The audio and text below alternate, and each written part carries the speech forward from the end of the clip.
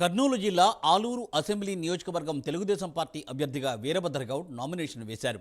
కూటమి పార్టీ శ్రేణులతో కలిసి ఊరేగింపుగా తహసీల్దార్ కార్యాలయానికి చేరుకుని ఎన్నికల అధికారికి ఆయన నామినేషన్ పత్రాలను సమర్పించారు. నామినేషన్ సందర్భంగా టీడీపీ కార్యాలయం నుండి అంబేద్కర్ సర్కిల్ వరకు కార్యకర్తలు భారీ ఎత్తున ర్యాలీ నిర్వహించారు.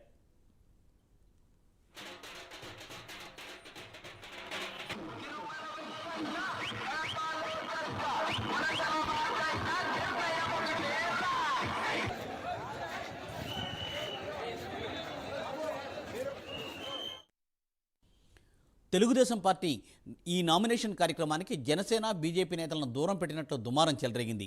చంద్రబాబు ప్రజాగళం సభలో ఆలూరు టీడీపీ మాజీ ఇన్ఛార్జి వైకుంఠం శివప్రసాద్, ఆయన సతీమణి జ్యోతికి పార్టీలో సముచిత స్థానం ఉంటుందని చంద్రబాబు నాయుడు హామీ ఇచ్చినా నామినేషన్ దాఖలు చేసే ముందు వైకుంఠం శివప్రసాద్కు ఆలస్యంగా సమాచారం అందించారన్న ప్రచారం జరిగింది. దీంతో టీడీపీ నేతలు అప్రమత్తమయ్యారు. వీరభద్రగౌడ్ కుమారుడు వైకుంఠం శివప్రసాద్ ఇంటికి వెళ్లి బుజ్జగించి నామినేషన్ కార్యక్రమానికి తీసుకెళ్లడంతో ఈ దుమారం సద్దుమణిగింది.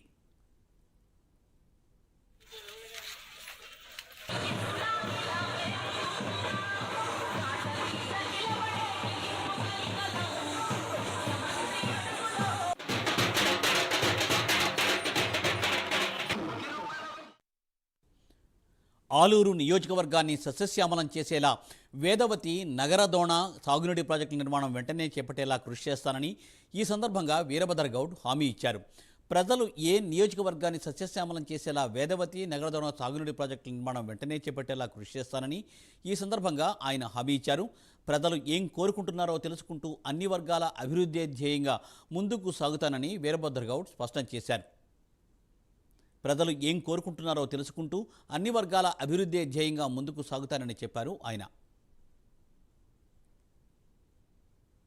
వస్త్రాలే లేవు, మనం ప్రజల్లో వాళ్ళు ఏం కోరుకుంటున్నారు, సంక్షేమ పథకాలు కానీ అభివృద్ధి కానీ ఆ దిశగా ముందుకెళ్తున్నాం. వాళ్ళని హామీలు ఇస్తున్నాం. ఖచ్చితంగా మా ప్రభుత్వం కానీ చేస్తాం. నగరడోనా రిజర్వ్ అండ్ ఈ వేదావతి ప్రాజెక్ట్ ఖచ్చితంగా మా సంకల్పం. అది నేను ఈరోజు ఎలక్షన్లో రావడానికి కూడా అదే సంకల్పంతో ముందుకు వచ్చాను. ఎందుకంటే రైతులు బాగుంటేనే దేశం బాగుంటుంది. దాదాపు 1,00,000 ఎకరాలకు నీళ్ళు ఇవ్వబోతున్నాం. అధికారికంగా మన అనధికారికంగా 30 లక్షల ఎకరాలకు నీళ్ళు. ఇవన్నీ నీళ్ళు ఇచ్చిన తర్వాత కోనసీమలాగా ఉంటుందని తెలియజేసుకుంటాం.